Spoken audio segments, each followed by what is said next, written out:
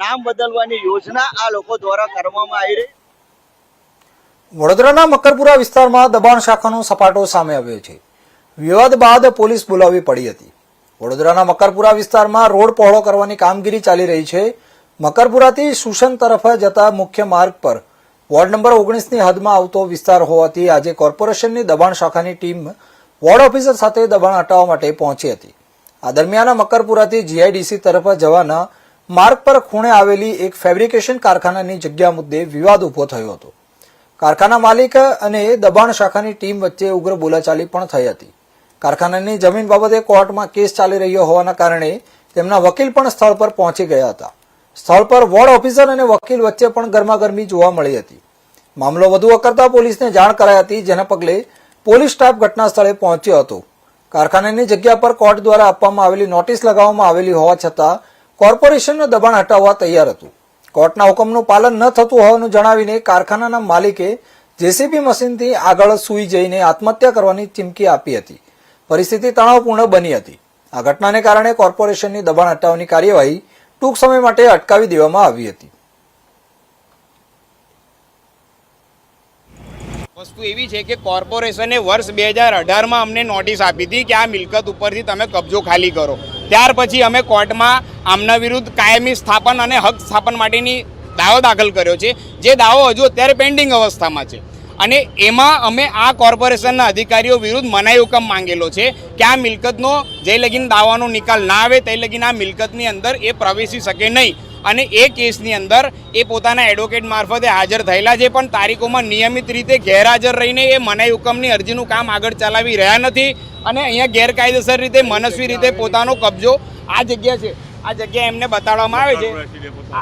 આ મકરપુરા એસટી ડેપોની સામે આ જગ્યાનું 1982નું ગુડવિલના આધારે વેચાણ રાખ્યાનું અમારી પાસે લખાણ છે।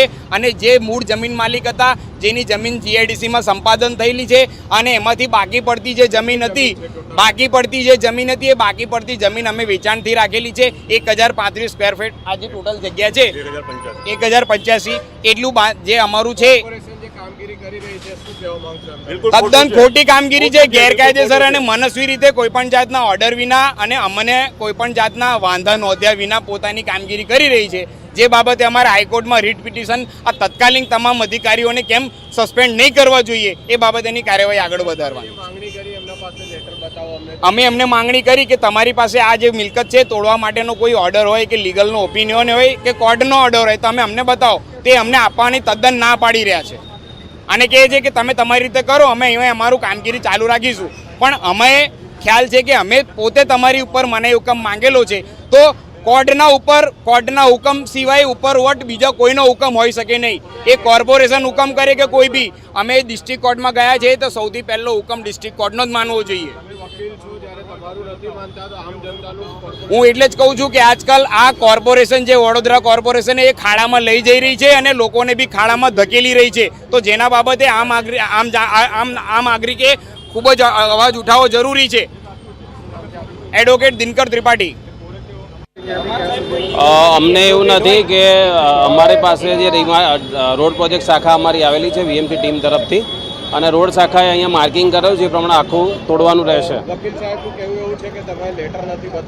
ના, દબાણનું લેટર પણ માનનીય કમિશનર સાહેબની મંજૂરી સહ આવેલું છે અહીંયા। એટલે બાકી સંયુક્ત વીએમસીની ટીમ અમારી સાથે છે અને વર્કિંગ ચાલી રહ્યું છે। એવું અમને કોઈ આઈડિયા નથી, પણ અમારી પાસે જે છે લીગલ અભિપ્રાયમાં એવું છે કે બધું તોડવા પાત્ર છે અને હાલમાં કાર્યવાહી ચાલુ છે। અમારી પાસે મંજૂરી છે। હા, જિગ્નેશ પ્રજાપતિ।